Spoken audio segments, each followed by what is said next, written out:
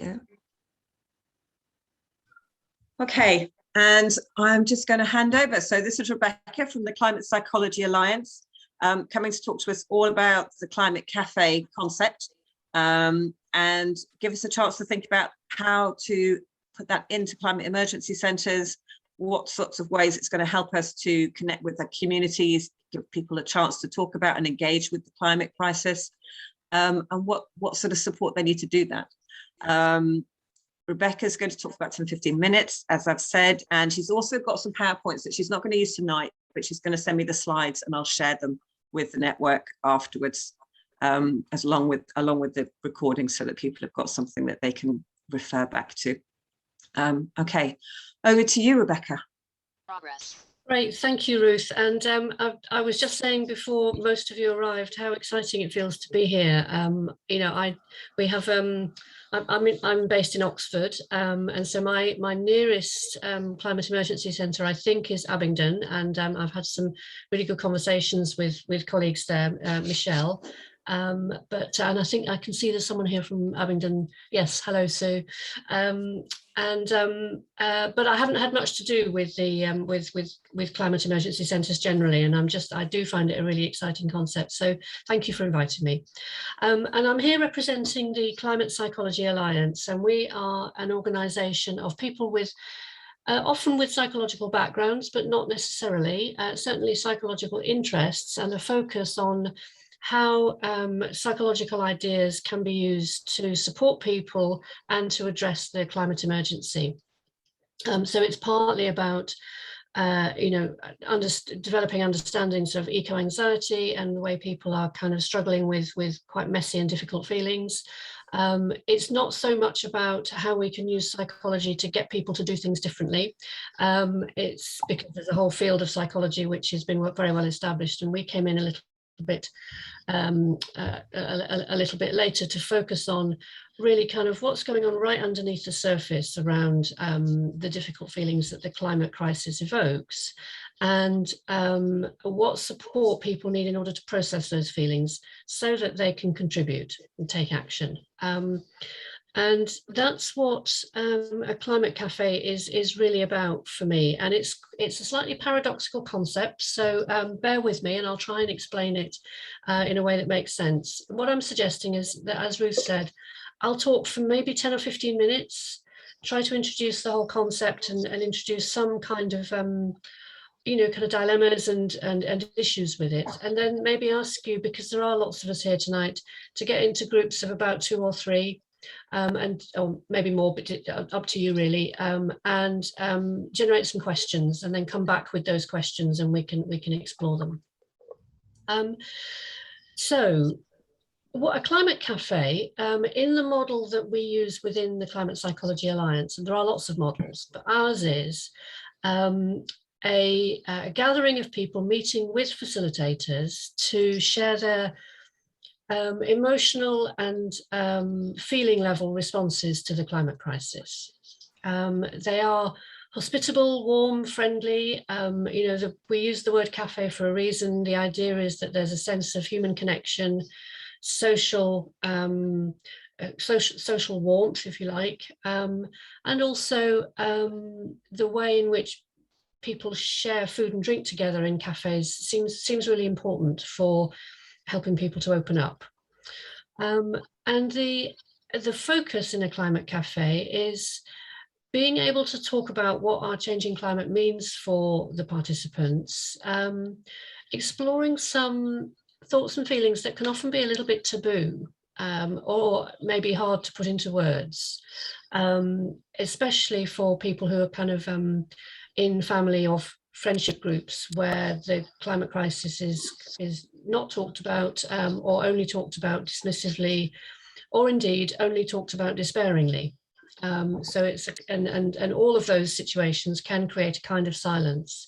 You know, a sense of apocalypse, end of the world can be just as silencing as a kind of like, you know, climate denial kind of conversation. So it's to open up the possibility of it being normal and ordinary to talk about the climate crisis and to talk about how we're feeling about it. really important in climate cafes is that there are no guest speakers. There are no like topics for different meetings, so no lectures. They're not places where we give advice, and they're also not places where people are kind of invited in to do some work or to get involved in actions. So they are very explicitly an action-free space. And you might be thinking, well, but hang on, a minute ago you said they are about helping people to be able to make their contribution, and they are, but I'll explain in a moment why it's helpful to keep action and commitment out of it temporarily. So for climate emergency centres, I think it's really important to be clear that climate cafes are not a recruitment opportunity. It's really helpful if you just see them as a gift that you're offering to the local community.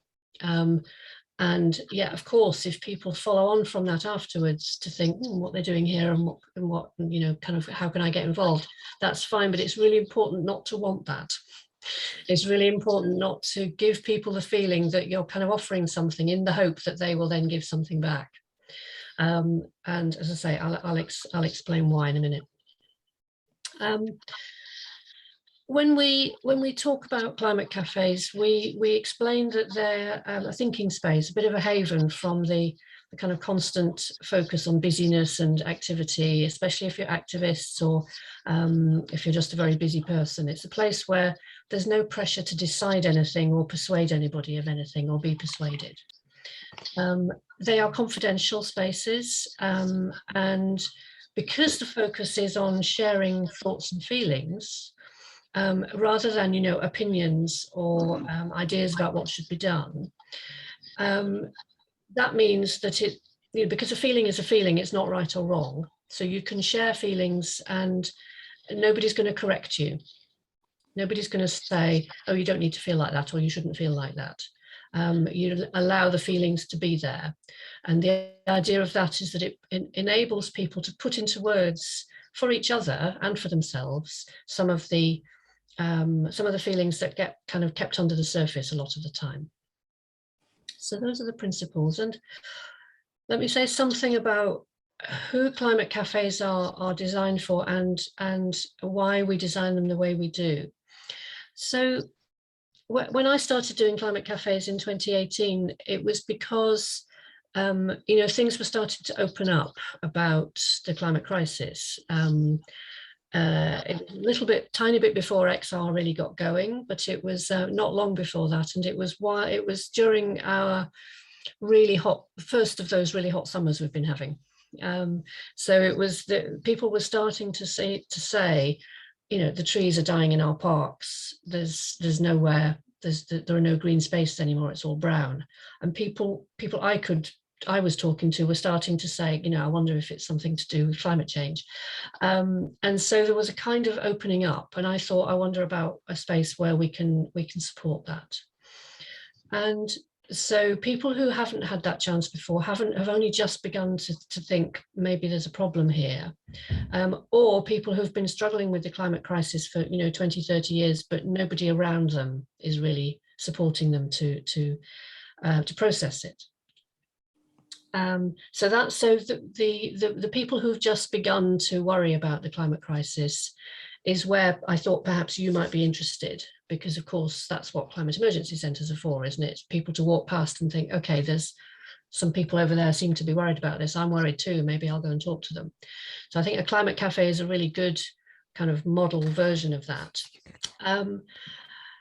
But it is really important to keep the commitment, the action, the kind of invitation to get involved part of it right out of the picture of climate cafes as far as you possibly can.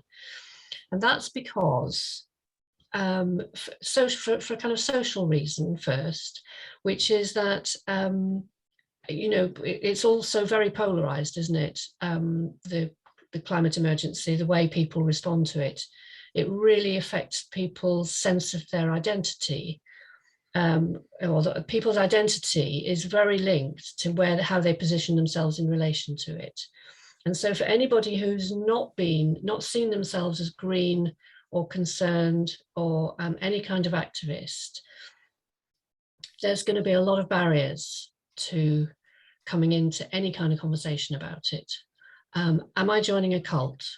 Am I going to be sucked in? Will I be allowed out again? What will my family think? And so just being really, really clear when you advertise, when you invite people in, that this is not any kind of commitment. You know, we don't talk about our work here. We only talk about our feelings about the climate crisis. That kind of language. So that's the social thing, the identity point.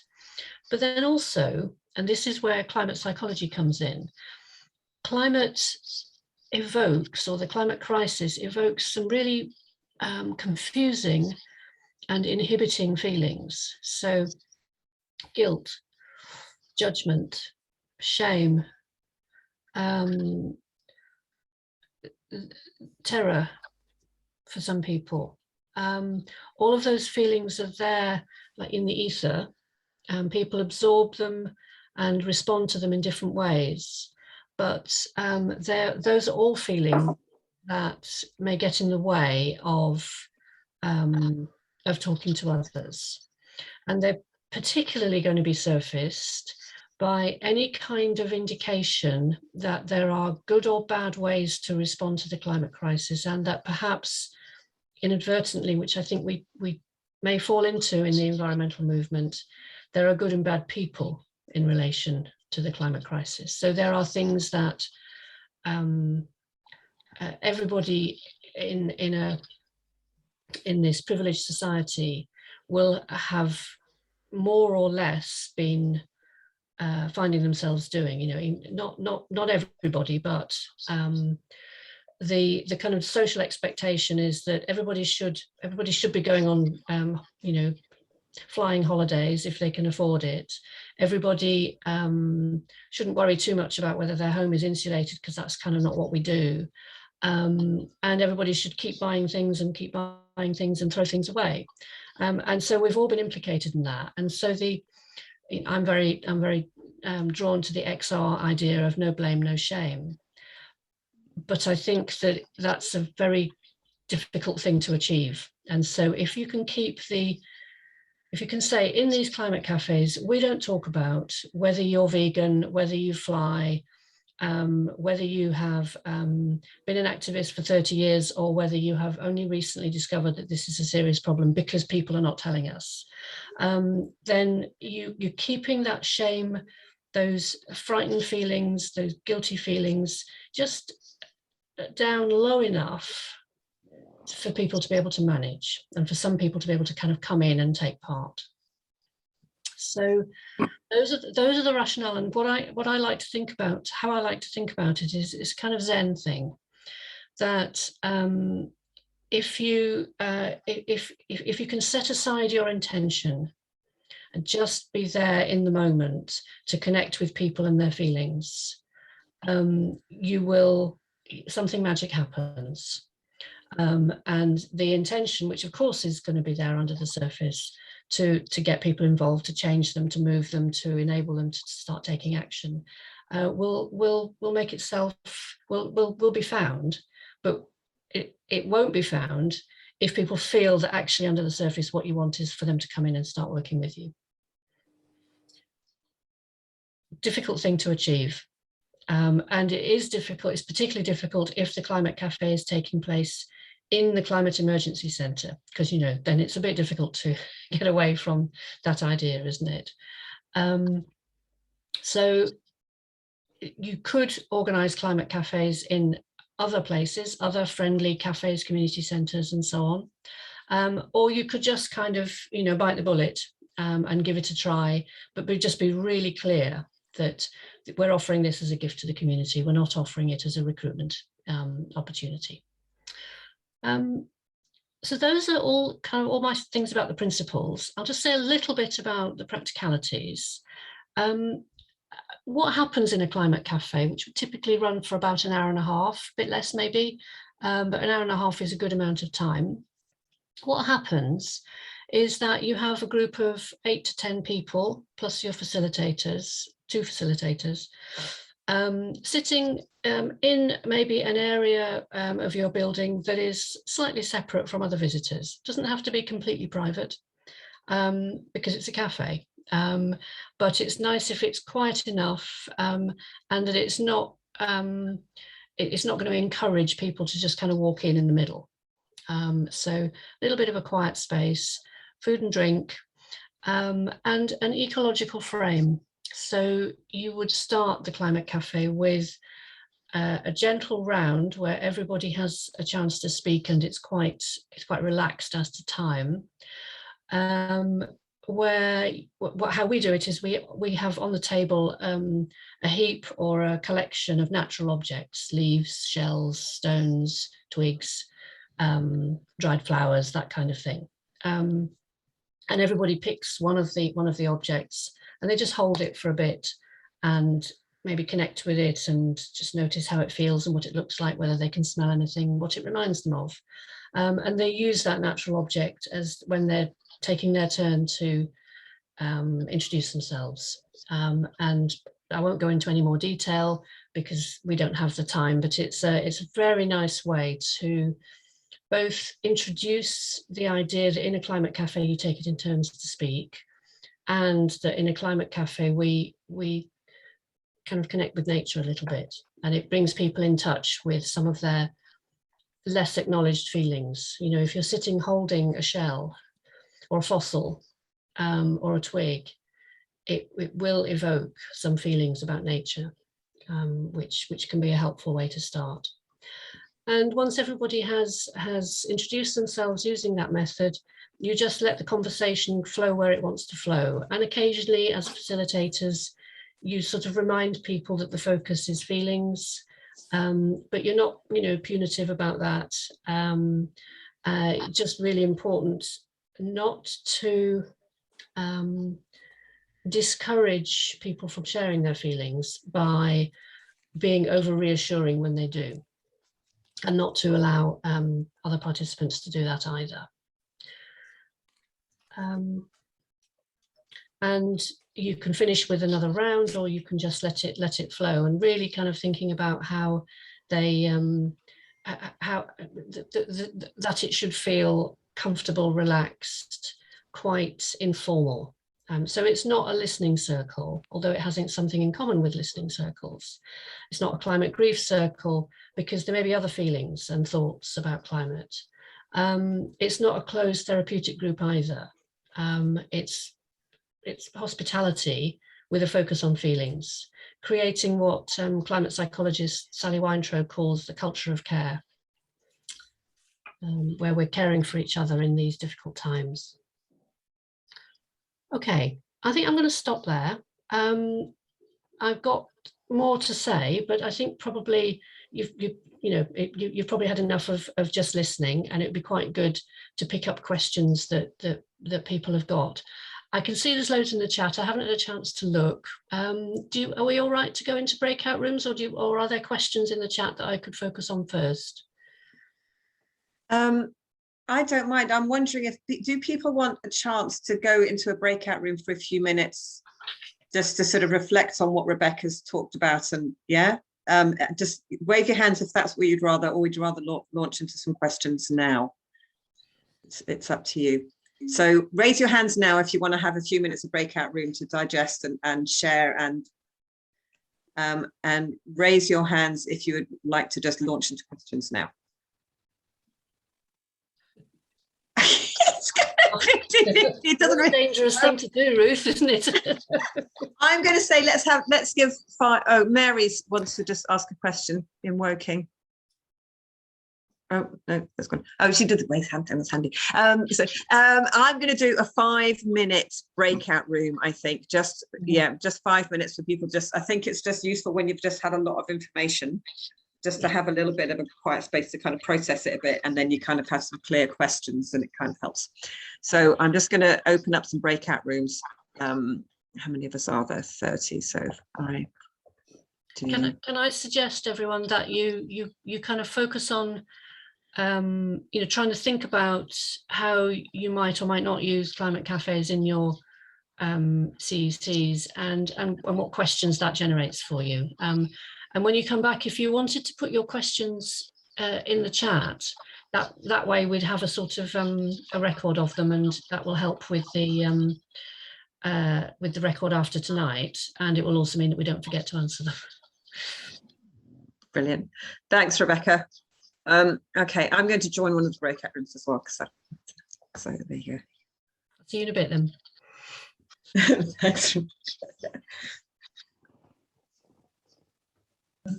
Oh, is it open? Is it open? There we go.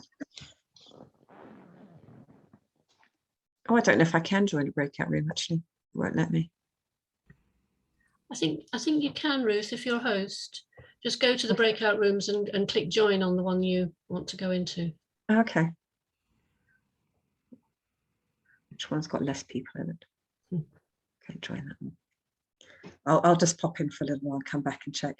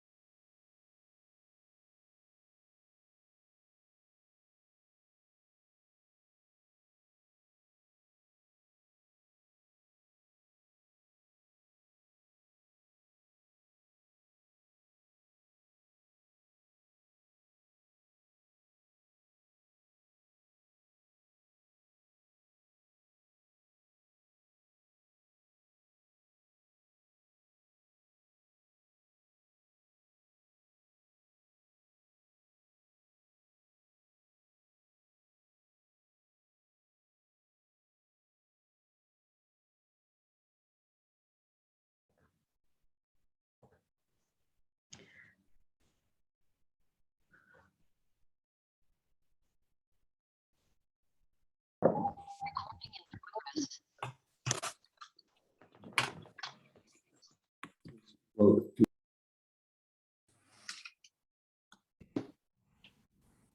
Let everybody back. I'll just check the breakout rooms. Yeah, that's everyone back. Excellent. Okay, welcome back, everybody.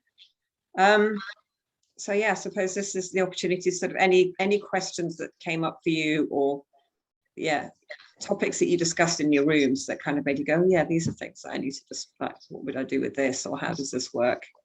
Yeah, ask away. Mo, oh, if anybody, if you've got, because there's so many of us, we're actually on 2 pages. If you go to your reactions button at the top of the screen, at the bottom of the screen, sorry, you'll see a raise hand. If you click that, you'll see a little hand comes up in the corner, and it brings you up to the top of the screen so I can see you. So it just makes it a little bit easier for me to see who needs to talk. There's a couple of questions in chat as well, Ruth. Okay. Oh, thanks, Carolyn. If you could keep an eye on that for me so I don't forget. Mel and Bath. Hi, thanks. I just wanted to ask, I mean, I've not had much experience of counselling or group counselling, to be honest. I mean, and I just thought, are people going to really know the difference between talking about their feelings or their opinions? That's the thing that worries me. Yeah. I think there are 2 strands to your question there, Sue. One is something about what skills do you need as a facilitator, and what kind of background is helpful, and then the other is, yeah, you know, how do people respond to the invitation to talk about their feelings? So if I maybe start with the first one of those, and also in the chat there's a question about training. So you don't need to have you don't need to be a psychotherapist or a counsellor to run a climate cafe. I'm not either of those things, although I do have quite a lot of experience of facilitating groups, and kind of the ability, I think, through that experience to hold a group so that it does feel as if it's kind of okay to say things that might be a little bit unusual. So, you know, feelings, for example. So being a psychotherapist, being a counsellor, being a group facilitator of some kind is helpful but not essential. What I think you really need is the ability to sit with your own difficult feelings, and also those of others, and not try to fix them. Not try to give advice to people to how to feel better, not try to say, you know, I used to feel like that and then I did this and this helped. Not really to try to focus on what helps too much, but just to respond empathetically to the feelings that are being expressed, and encourage others to do the same thing. So that's really the kind of core skill, I think. And anybody who's, you know, begun to do that and kind of can see what I'm talking about, I would encourage you to give it a go. And there is training available. The CPA runs regular monthly training sessions for anybody who's interested in running climate cafes. They include a taster climate cafe, a sort of mini version of it, and then a lot of discussion, a bit like what we're having now, about what it's like and how to do the facilitation and so on. And we can also come and do bespoke training for you if you've got a group that is, you know, particularly focused on using climate cafes in a CEC. It's also helpful, I think, if you've been to a climate cafe. So, you know, find one locally, or again, CPA offers them. CPA also has a template session plan, and we offer for facilitators who are CPA members, we offer regular supervision, which is helpful. Supervision meaning the kind that counsellors and therapists get, or people working in the caring professions, a place to sort of go and say, oh, this happened, how can I make sense of it? Yeah, so have I answered everything? No. Then the second part of the question was, it's so true. For many people, it's really not clear to them what you mean at all when you say we're focusing on thoughts and feelings here. And so that's fine, you just need to go with it. And what is very helpful about the Climate Cafe process is that most people do get it. And so there is a kind of social modeling of what you're inviting people to do.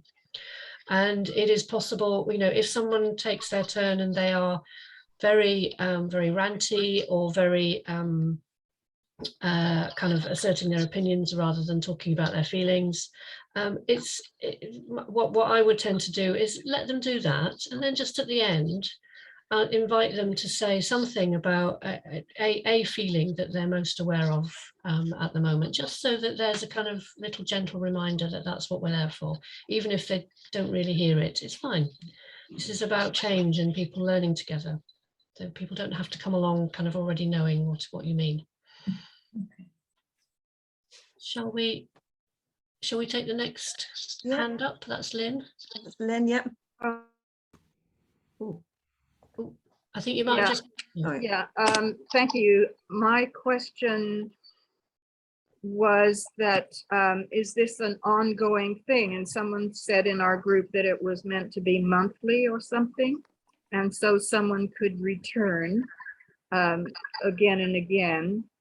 I don't know, or is it a one-off thing, or how do you organize that? Yeah, again, I think that's a really helpful question, Lynn. Thank you. And there's a kind of slightly fine balance there, because yes, I think it is helpful if they're regular, you know, same time of day, same day of the week, and whether it's monthly or weekly or quarterly, whatever you decide to do, but making them regular I think is helpful, and it's a kind of repeated pattern. That does mean that sometimes you will get people coming back again and again, and because a Climate Cafe is not a closed group, you actually don't want too many people doing that. You know, you want a manageable sized group. You don't really want more than about 10 or 12 at the very most.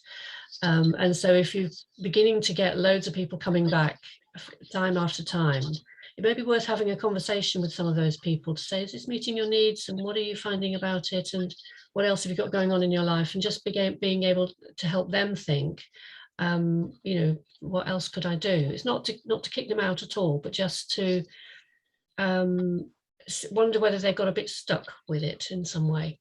So let the people come back, but also kind of, yeah, think what next. Oh, home still. What about Mo? I think you have a question. Yes, so we had an interesting discussion. I think we understand. Sorry, Mo, I can't hear you. Can you? I can hear you speaking, but it's not quite loud enough for me.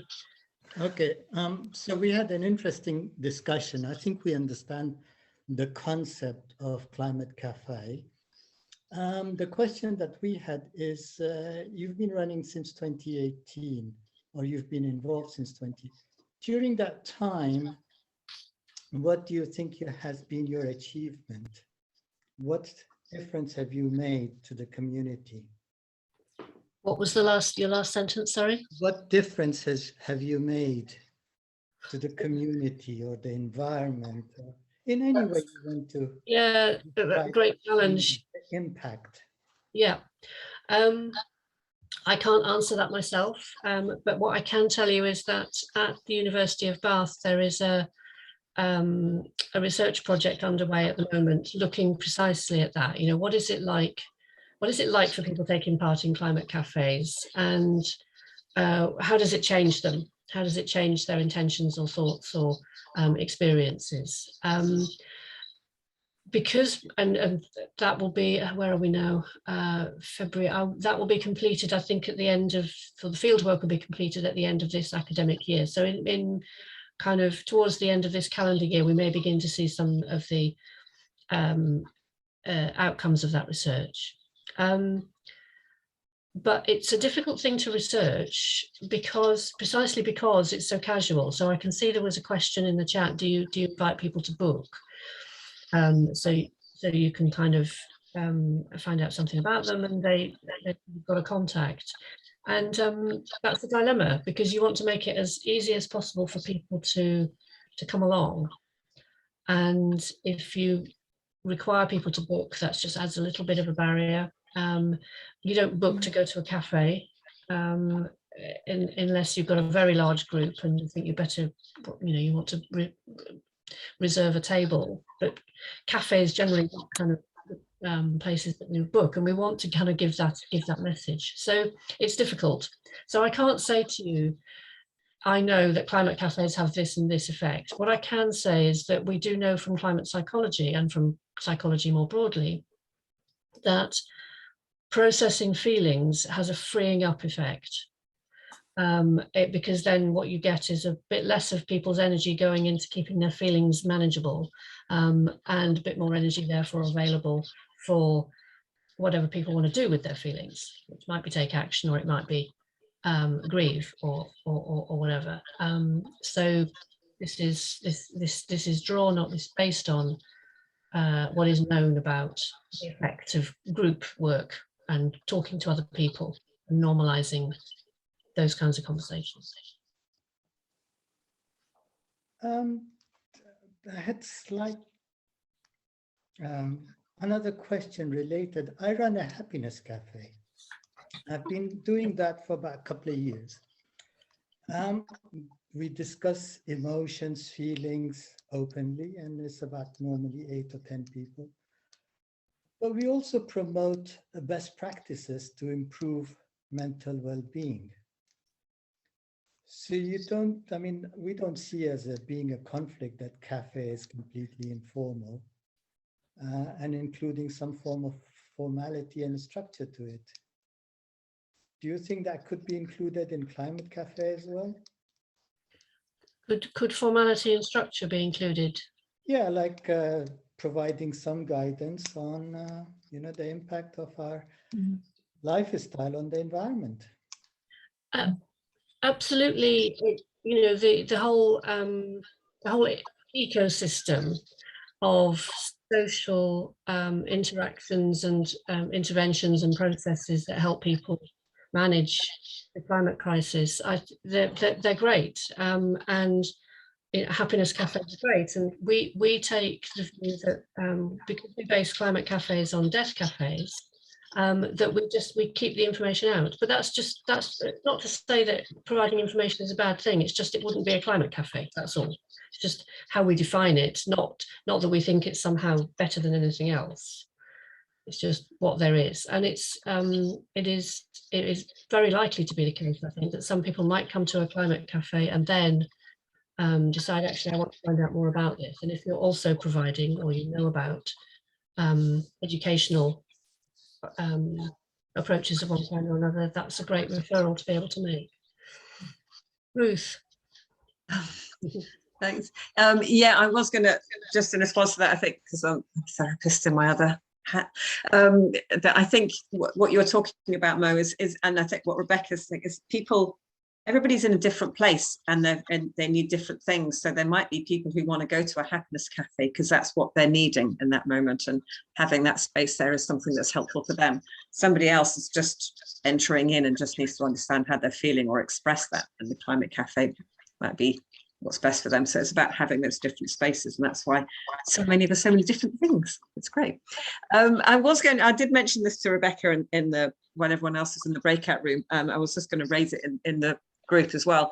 One of the things that I was aware of is that there are people who come along who have quite strong denial of climate crisis, and can be quite angry that you're talking about it, or you're raising it, or sort of they're having to engage with it because you've got a name up saying climate something somewhere, and so they become quite angry with you, and they're coming in with anger. Obviously there's fear underneath because they're probably closer to accepting it than somebody else maybe, but how do you deal with that? And and I think I probably said yes, that's not easy. And first thing to say, I think, is that we have tended, and I don't think this is a sort of essential design principle at all, but we have tended to say climate cafes are not places to debate the science, and so they are places where we come together because one of the things we have in common is that we're worried about the climate crisis, something like that. But there's no particular reason why you have to do that. It's just, you do want to make it a safe enough space for people to share their feelings. And if what happens is people start to throw opinions at each other that are very polarized, it just may be hard to hold, I think is what I would say. So having some kind of pre-statement, ground rules about who a climate cafe is for, I think can be helpful.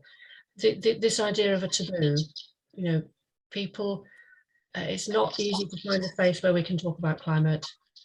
Climate cafe is a gentle, friendly, relaxed, open space where we can do that. And those of us who are worried is how we do it. It's not, but it isn't. I'm not saying that's the principle. It's just practical, managing it. And I was just whipping to the Climate Psychology Alliance website to get the address for the training information. So I'm just going to copy paste that into the chat if I can. Brilliant. Thanks, Rebecca. While you're doing that, Carolyn, did you have an eye on the chat? Were there any questions that have come up in the chat that we've come to? Debs, you had one about the research on climate psychology, but I guess you kind of answered that, Rebecca, by talking about what Bath are doing.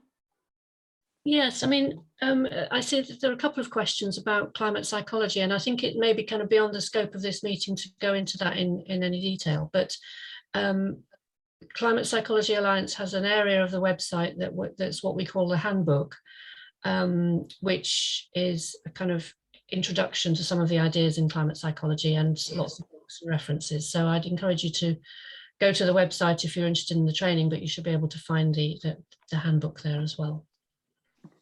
It's a very good site because we've used it in our carbon literacy course last year. So yeah, so I can second that. And then there was another question from Sue saying, would you set an age limit? So in the discussion group, would you just have above a certain age? Yeah. So we're at the moment where we're thinking about young people and children and climate cafes, and we haven't reached a firm conclusion on this, but I think that climate cafes are not really suitable for very young adults and children, especially very young adults who are really struggling with strong anxiety. It's some of the feelings that people are going through, rightly, in many ways, are very, very hard to manage, and a cafe with its kind of sense of informality and relaxation is not perhaps the place for those kinds of feelings as a sort of a kind of firm invitation. So anybody might turn up to a climate cafe and discover that actually they do have those feelings, but that's a bit different from somebody who's been struggling with them for ages and really maybe needs a special group that's designed for younger people or people who are aware of having climate anxiety, and yeah, that may be what those people need. I did once run a climate cafe in a community centre cafe in Oxford, and loads of people came and loads of them brought their kids. But what was lovely about that was that, I mean, there were very little kids, and what the children did was play with the toys that were heaped around the cafe, and occasionally come for a cuddle and then go away again, and that was great. And I would say there's no problem at all with that. I can see there's a couple more hands up. Yes, and it's 5 to 8, so I think we've got those couple more questions, and then we can look to finish up. Phoenix, did you want to? Yeah, just very quickly say, yeah, I think absolutely fantastic idea. Really, really good to see it. We all need those spaces created where people can talk about these things, and obviously, there's a lot of concerns out there. I think when we saw the Guildford opening, they had some sofas with people doing counselling and things. It's really, really important to give people a space to be able to discuss and work through these things. So yeah, Rebecca, sounds like an absolutely fantastic project. Anyway, we can link up CECs and climate psychology CAFs. That would be great. Keep up the good work. Over. Thank you. And just to say, just to really emphasize there that there is a big ecosystem of these kinds of very different kinds of interventions that have a psychological basis. I love the idea of the sofas. In Cambridge, they have a climate bench. So in the park, there's a therapist, a climate therapist, and you just go and sit next to them and maybe say something. Yes, particularly after COVID, people really need to connect with other human beings and talk. And I was sad to hear at Glastonbury the other year that loneliness is one of the biggest killers in this country, and it shouldn't be that way. There should be community centres on every corner people can go to. Anyway, over. I think Suzanne's got a question. Yeah, Suzanne, did you want to come in? You're muted, Suzanne.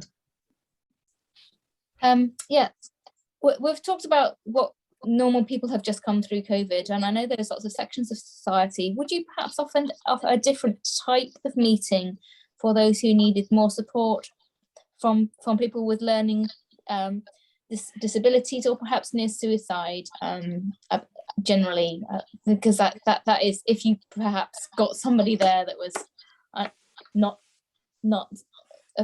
turned up. I mean, how do you handle that? Do you offer a different type of session? Thank you, Suzanne. That's a really helpful reminder. That again, I haven't covered everything today. And yes, sometimes some people who come to climate cafes come because they're desperate, and they're desperate in complex ways that are not necessarily all about climate. And I think it's part of the facilitation skill is to be able to connect with that desperation or the kind of messiness that they're feeling, and find a way to do a referral. Now we suggest having a handout with links to local and national support services, and maybe having a connection with your local mental health teams, so that that's something you can do knowledgeably. Thank you, that's amazing. Facilitators is helpful for that, because one facilitator can keep going with the group while the other one just has a word. Yeah, true. Thank you so much. Can I just say one more thing while we're thinking about that kind of safeguarding question? I think it's really helpful to remember that when you're facilitating a climate cafe, you are absorbing many of the feelings that are being expressed. And so the supervision that I mentioned is really important, and making time for your own emotional processing. I think many of us might feel that we facilitate climate cafes in order to do some of our own emotional processing, but you need that as well, I think. Very good point. Thanks, Rebecca. And that's the thing, is running a climate cafe, but we're also all experiencing the climate crisis ourselves, and trying to find ways to cope with it too. So we're also all feeling things, and some of those things are going to be brought up by running a climate cafe. Okay, we are just coming up to the 8 o'clock mark, which was great timing, everybody. I hope have we answered most of the questions in the chat, Carolyn? Was there anything that was really pressing that you think we should just cover quickly, or should we finish up? I think we did. Rachel, was it covered, the research side for you? There was also the question about advertising. How do you get people to come? And that is a whole other area. But I can send you the flyer that we use in my local group in Oxford. But yeah, doing advertising is really important. You know, don't expect people to turn up. Yeah, thanks, Rebecca. Yeah, if you could send that through, I'll send out an email to the network with the recording from this, the slides that Rebecca's going to send me, and all that other information on advertising. It should be great. Julia, I can see, is it a quick one, Julia? Very, very quick. It was just to say that I find that empathy cafes and listening skills are imperative for actually training the mind, not to just talk and burst with your own opinions. So I hope it was all right to put something in the chat. Yeah, great, perfect. Yeah, this is all about sharing what's needed, what works, what we find. But yeah, okay, thanks Rachel's everybody. got a quick point, I think, Ruth. Can I just ask something Yeah. really fast? You might have answered, Rebecca, but you talked about the handbook on the website, and I was interested to understand more about the research actually around how people are responding and the impact it's having, and the different kind of you know, range of feeling and emotion around this. And is that in the handbook, or is that somewhere on your website? It's, if you go to the eco-anxiety page, that's probably the best, most up-to-date page on the website for that purpose. We put it together as part of our response to the film Don't Look Up, and it has, and so you can see it's quite recent, and so we have the most recent research on eco-anxiety is there, I think. Okay, brilliant, thank you. I'll check that and send to Ruth anything that corrects that if I've got that wrong. Amazing, thank you very much. Thank you so much, Rebecca. I can see in the chat there's a number of people saying thank you so much, really helpful, really useful. Great for CECs to start looking at how to give people that space to start talking about these things, sharing and noticing how they're feeling. Thank you so much, everybody, for coming. And actually, everybody in the meeting, it's been one of those places everyone's come and just kind of listened and reflected and brought themselves, and it's been really nice. So yeah, thank you everybody for coming and being here. Next week we've got a very different kind of meeting because there's a live stream event from the Guildford Climate Emergency Centre with myself, but also I think there's 4 other climate emergency centres coming and talking on this live stream about the experience of setting up a climate emergency centre, what it's for, and how to work with the councils and how councils can support. So really helpful to live stream to your local councils if you want to help you. Otherwise, so hopefully I'll see you all next week. I will be sending out all the information from Rebecca. Thank you so much again, Rebecca. Take care, everybody. Good luck with everything. See you on the chat. Thank you to Belle for organising as well. I don't know if she's here. I haven't seen her. See you. Bye.